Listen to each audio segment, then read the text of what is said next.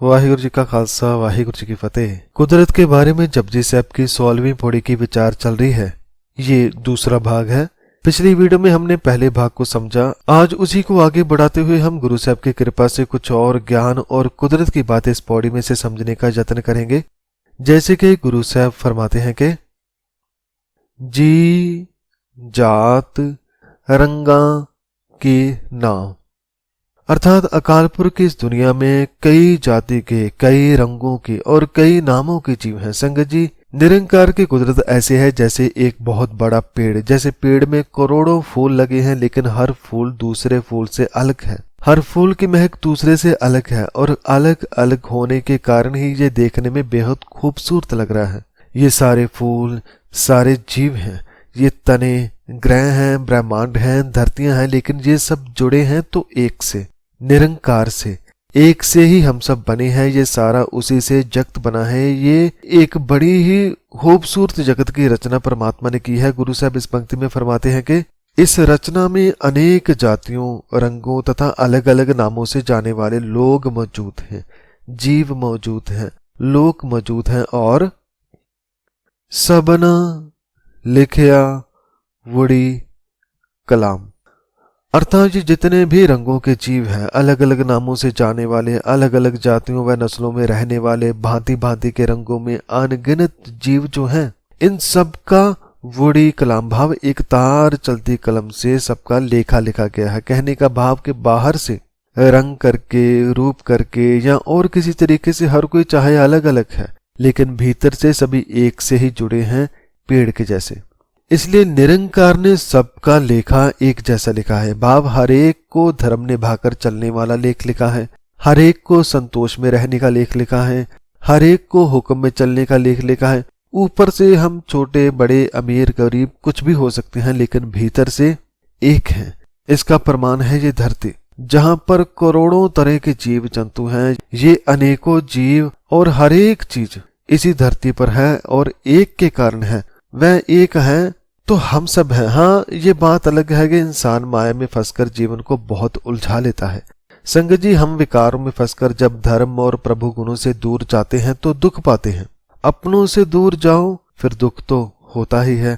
हम जब रब से दूर होते हैं तो दुखी होते हैं, लेकिन जो अपने मूल को पहचान लेता है, जो निरंकार को पहचान लेता है, जो मूल से जुड़ा रहता है, वह ना केवल परमात्मा से प्रेम कर पाता है बल्कि सबसे प्रेम करने वाला हो जाता है, क्योंकि वह जान जाता है कि हम सब एक से ही जुड़े हैं।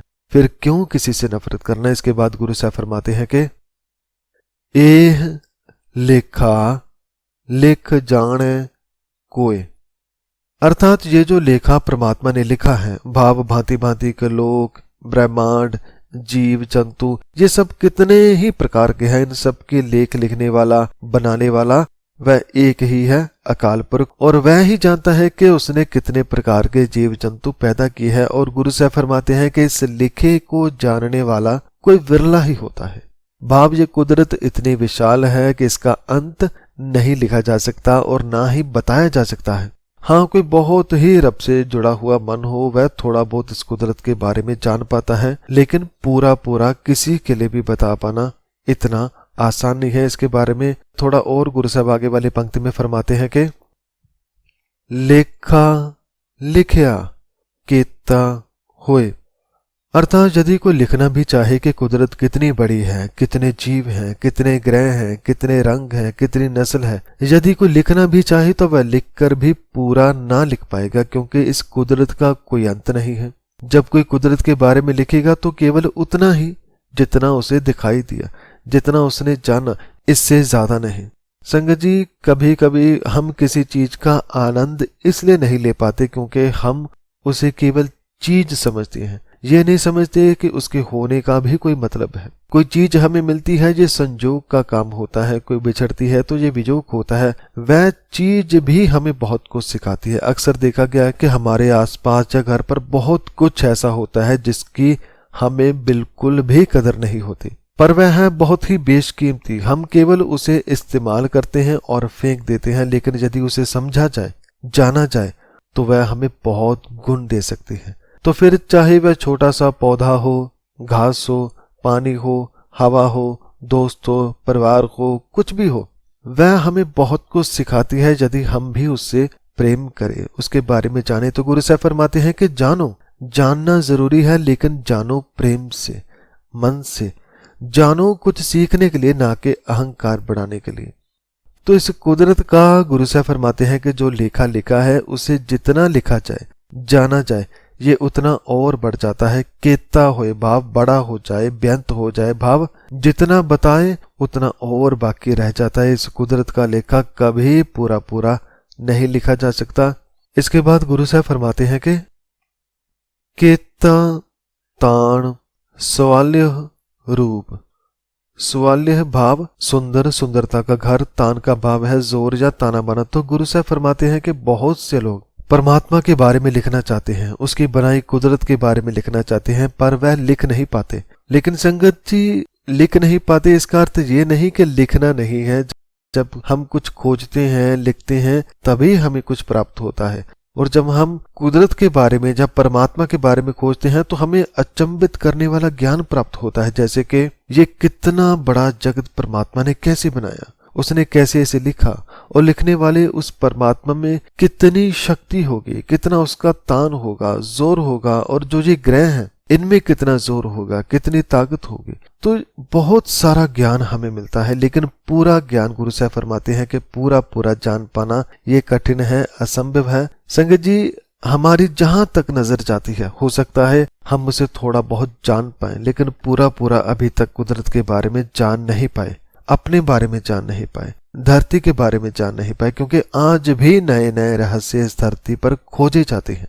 तो ईश्वर जो कि खुद बहुत सारे रहस्यों से भरा है, तो उसकी बनाई कुदरत भी उतनी ही ज्यादा रहस्यों से भरी है। लेकिन जो खोजता है वह कुछ ना कुछ पाता जरूर है, वह कुछ ना कुछ सीखता जरूर है। ऐसे जो मन को खोजता है वह भी बहुत कुछ प्राप्त करता है। हमारे अंदर भी कुदरत है, वहां भी बहुत कुछ घट रहा है, उसे भी मन जान पाता है जब वह इसे खोजता है। इसलिए गुरु साहब इस पंक्ति में फरमाते हैं कि बहुत से लोग परमात्मा के बारे में लिखना चाहते हैं, उसकी बनाई कुदरत के बारे में, उसकी सुंदरता के बारे में लिखना चाहते हैं, लेकिन पूरा पूरा लिख नहीं पाते। संगत जी, जो जो खोजता है वही जान पाता है कि अकाल पुरख की कुदरत कितनी प्यारी है, कितनी सुंदर है, कितनी जोर वाली है। अगर धरती की बात करें तो यहाँ कितने सारे पहाड़ हैं, कितने तरह के फूल हैं, कितने तरह के झरने हैं, कितने तरह के पंछी हैं, इनके बोल, इनकी मिठास, इनकी महक कितनी प्यारी है। और इसके अलावा केती दात जाने कौन कूत, कूत का भाव है माप, अंदाजा। केती दात भाव, ये जो इतनी बड़ी दात हमें मालिक ने दी है, ये पानी, हवा, चांद, सितारे, ग्रह, परिवार, सांसें, गुरबानी, जो भी सब है, इन सभी दातों का कौन अंदाजा लगा सकता है, कौन समझ सकता है कि ये हम जैसे जीवों को अकाल पुरख ने दातें दी हैं, ये इतनी कीमती दातें हमें दी। इसका अंदाजा लगा पाना सचमुच संगत जी बहुत कठिन है। कभी कभी हम विकारों के कारण सोचते हैं कि हमें कोई कुछ नहीं देता, हमारे पास तो कुछ भी नहीं है। लेकिन यदि मन की आंखें खोलें और देखें कि कितना कुछ भगवान ने तो हमें दिया हुआ है, यदि हम लिस्ट बनाने लगे तो सारा दिन खत्म हो जाए, पर दातों के नाम कभी खत्म ना होंगे। निरंकार ने हमें केवल जीवन ही नहीं, केवल जीवन से जुड़ी हर चीज ही नहीं, बल्कि और भी बहुत कुछ दिया है। पर हमारा लालच इतना भारी है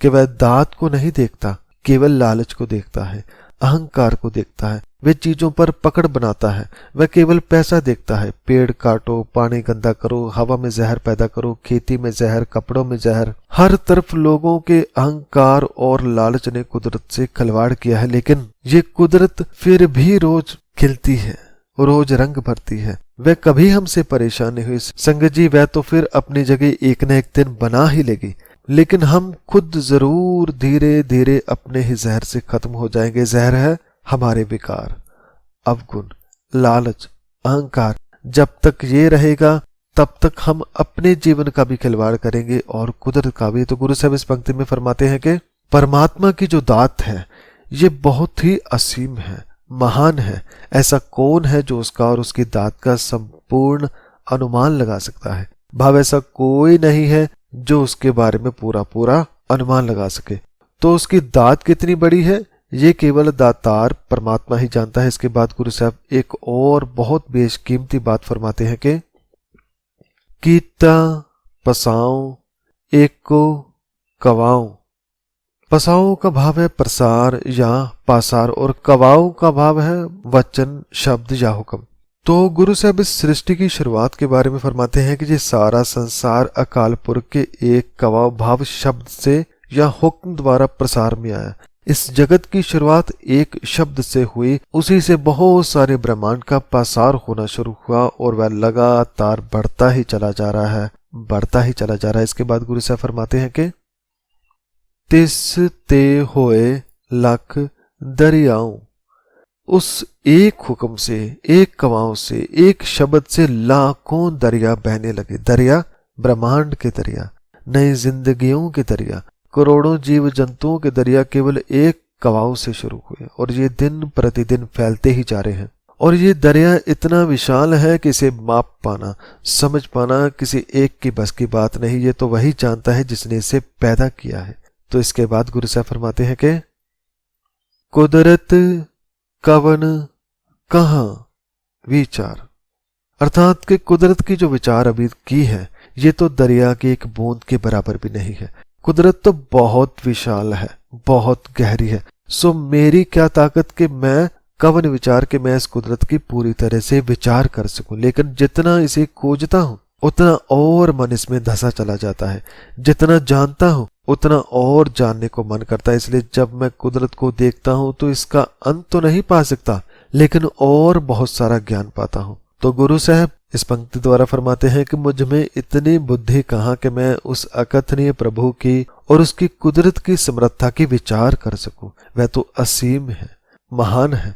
तो इसके बाद गुरु साहब फरमाते हैं कि वार्या ना जावा एक वार, अर्थात हे अनंत स्वरूप मैं तुझ पर एक बार भी कुर्बान होने के लायक नहीं हूं। संगत जी, जब हमें कुछ बहुत प्यारा लगता है तो हम कहते हैं कि मैं इस पर बार बार कुर्बान जाता हूं, बार बार सदके जाता हूं, वारने जाता हूं। इसी तरह गुरु साहब फरमाते हैं कि ये कुदरत इतनी प्यारी है, इतनी गहरी है, इतनी ज्ञान से भरी है कि इस पे एक बार कुर्बान नहीं बल्कि हर बार बार बार कुर्बान जाता हूं। यदि बार बार श्वास श्वास भी कुर्बान जाऊं फिर भी एक बार भी कुर्बान होने के लायक नहीं हूं, क्योंकि मेरी हस्ती कादर की कुदरत के सामने कुछ भी नहीं है।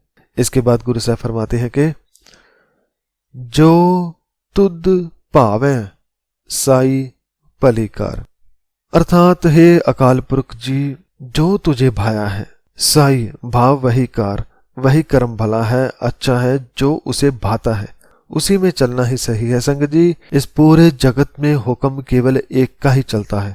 भाव उसने एक नियम जैसे धर्म को चलाया वैसे ही हुक्म को भी चलाया। उसी के हुक्म में कोई अच्छा है, कोई बुरा है, कोई अमीर है, कोई गरीब है। भाव पेड़ एक है, फूल अलग अलग हैं, लेकिन भीतर से हम सभी एक हैं, एक से बने हैं। और जो अपने भीतर को पहचान कर रब से जुड़ा रहता है वह हुक्म को समझ कर जीता है। वह फिर गरीबी या अमीरी को नहीं देखता, वह देखता है कि मैंने इस जीवन में करना क्या है, कैसे अपने मनोरथ को इस हालात में रहकर पूरा करना है। जैसे जितने भी संत भक्त पहले हुए उनमें से कुछ अमीर भी थे, कुछ गरीब भी थे, लेकिन जब उन्होंने एक को माना तो उन्हें अपना जीवन मनोरथ मिला। वह क्या था? वह था परमात्मा से एक होना और वैसे जीना जैसे उसका हुक्म है।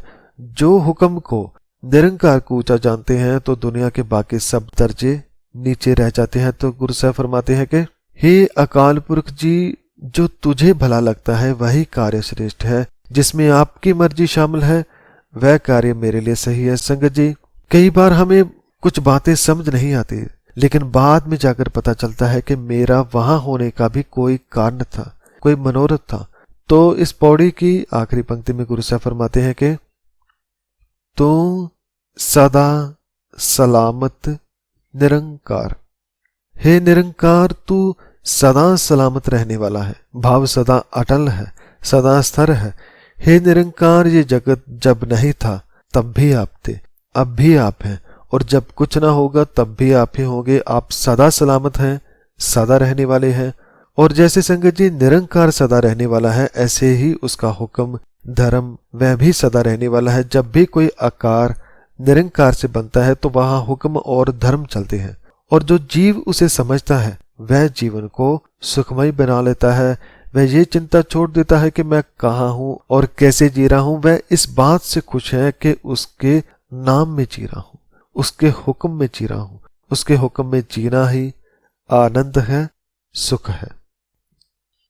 तो संगत जी, ये थी 16वीं पौड़ी की विचार, जिसमें सबसे पहले गुरु साहब ने हमें समझाया कि जो मन नाम को सुनता है, सुनकर मानता है, भाव जो परमात्मा की आवाज को सुनने लग जाता है और जो सुनकर मानता है, वह फिर निरंकार की कुदरत को समझने वाला हो जाता है। ये कुदरत तो जन्म से हमारे साथ थी, पर समझ ना होने के कारण इसे हम कभी समझ नहीं पाए।